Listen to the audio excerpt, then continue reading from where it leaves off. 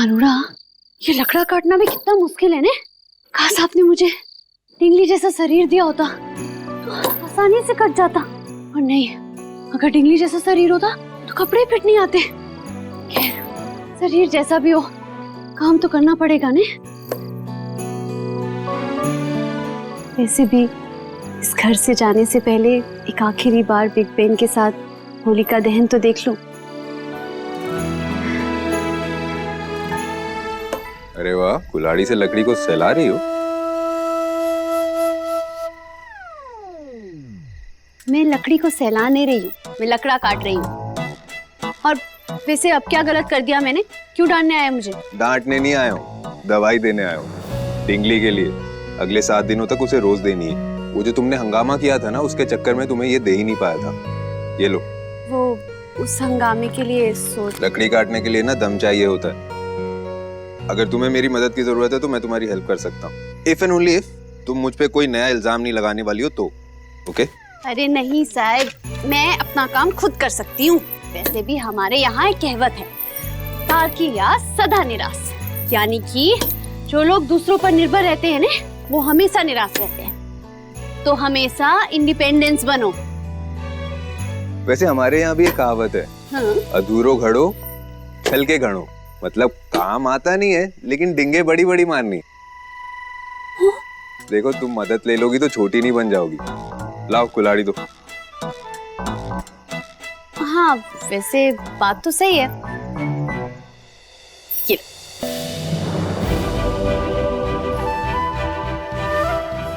अब तुम मुझे डायरेक्शन बताती रहना, मतलब लकड़ी कहाँ पर है वो बताती रहना, मैं काटता रहूंगा। ओके? लो, आप जैसे काबिल इंसान को भी जरूरत है क्या दिशा बताने की? और वैसे भी आपके काम तो हम सबसे ज्यादा तेज है। ठीक है, मैं भी इंडिपेंडेंस बनता हूँ। Let's try.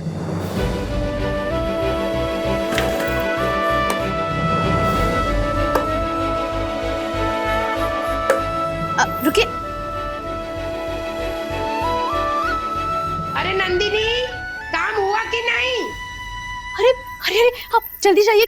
अगर काकी ने आपको देख लिया तो बहुत बड़ी गड़बड़ हो जाएगी। आप जाइए यहाँ से। आए काकी। मैं सॉरी बोला ना, थैंक यू। क्या लड़की है, लफंगा बोलने में तो 2 सेकंड नहीं लगाए थे। वाह।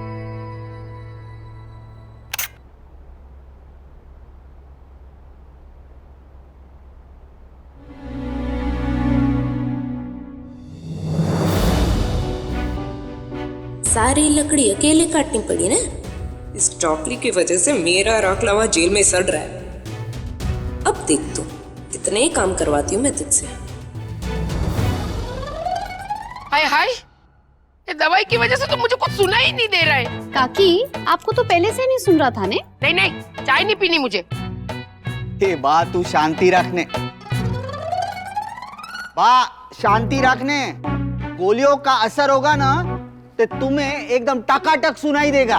अच्छा, अच्छी बनाएगी चाय? ठीक है, चल लिया। अच्छा खासा सुनाई दे रहा था। इस चापली के चक्कर में कान में दवाई डालनी पड़ गई।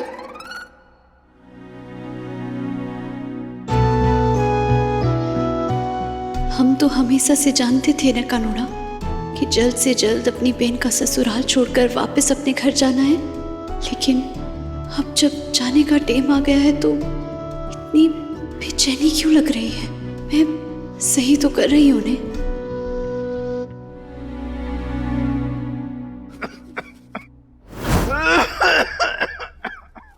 बापूजी, मैं गरम पानी ला दूं, उससे खांसी चली जाएगी। ना रे मिठुड़ी, अब तो मेरा चले जाने का समय आ गया। कहाँ जाने वाले हैं बापूजी? बिग बेन, बिग बेन सोती हूँ। बिग बेन को फिर से झटके आ रहे हैं। बिग बेन, आप टेंशन मत लो, मैं हूँ ना। हम मिलकर बापूजी को कहीं जाने नहीं देंगे। आप टेंशन मत लो बिग बेन, कुछ नहीं होगा बापूजी को।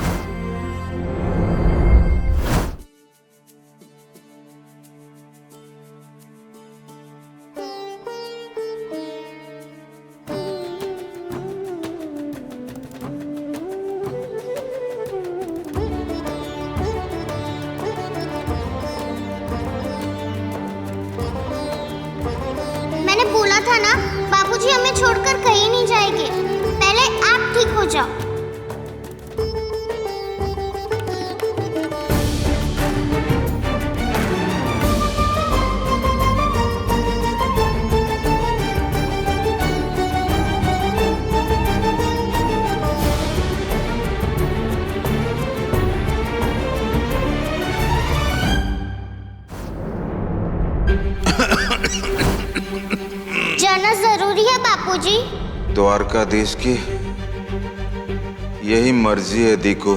बन जाने से पहले मुझे एक वचन देगी तू? बंसरी तुझसे उम्र में बड़ी है, पन कमजोर है, हरदम बीमार रहती है। मेरे जाने के बाद मेरी मासूम तितली का तो ख्याल रखेगी। मेरे जाने के बाद तू ही उसकी तू ही उसकी बापू बनेगी ना? मैं वचन देती हूँ बापूजी, मैं अपने सारे खिलौने बिग बैन को दे दूंगी और उनका ख्याल भी रखूंगी। बापूजी! नंदिनी बहन। अरे काका, अरे रे काका, अरे आप ये क्या कर रहे हैं? उठिए उठिए। कितना गलत समझा था तुझे हमने। देख तेरी जिद के आगे मालकिन ने भी घुटने टेक दिए और हमारा काम भी शुरू हो गया। सच में नंदिनी बहन, आप हमारे लिए भगवान से कम नहीं हो। अरे नाना केतुल भाई, आज की दुनिया में कोई इंसान बन जाए वही बड़ी बात है। आप मुझे कहाँ भगवान बना रहे हो? मैंने तो बस छोटी सी एक कोशिश की, जो मैंने गलत किया है उसे सही कर दूं। दुख तो इस बात का है कि दर साहिब की नजरों में मैं अभी भी गलत बनकर जा रही हूँ। माफी मांगने का मौका तक नहीं मिला। अरे आपकी नई नौकरी मिलने की खुशी में मुंह तो मीठा कीजिए। ये लीजिए। चलो बाहर होलिका की तैयारी करते हैं। चलो नंदिनी बहन, जय द्वारकाधीश। जय द्वारकाधीश। हमने रिश्ते के लिए इसलिए हाँ नहीं की थी क्योंकि मेरी बिग बहन मुझ पर बोझ थी, और इसलिए क्योंकि मैंने अपनी बिग बहन की आंखों में देखा था कि उसको नवीन भाई पसंद है।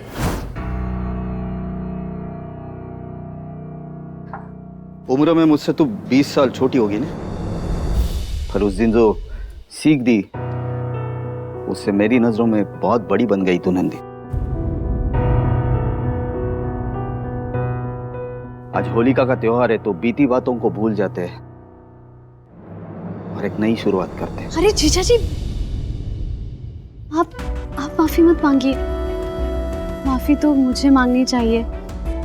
उस दिन गुस्से में मैंने पता नहीं क्या क्या बोल दिया।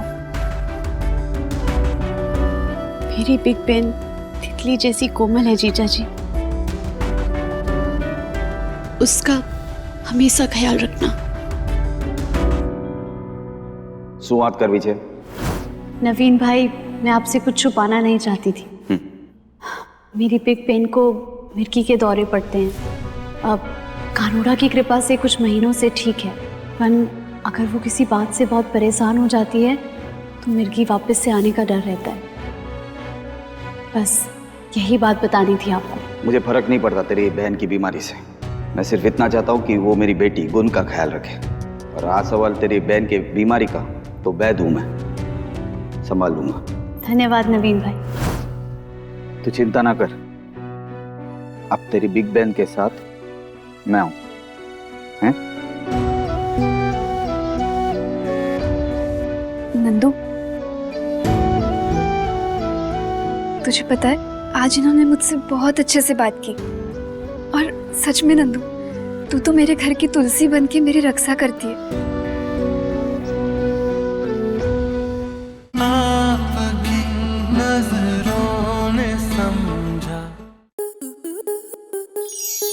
स्टार प्लस के YouTube पेज पर आने के लिए आपका धन्यवाद।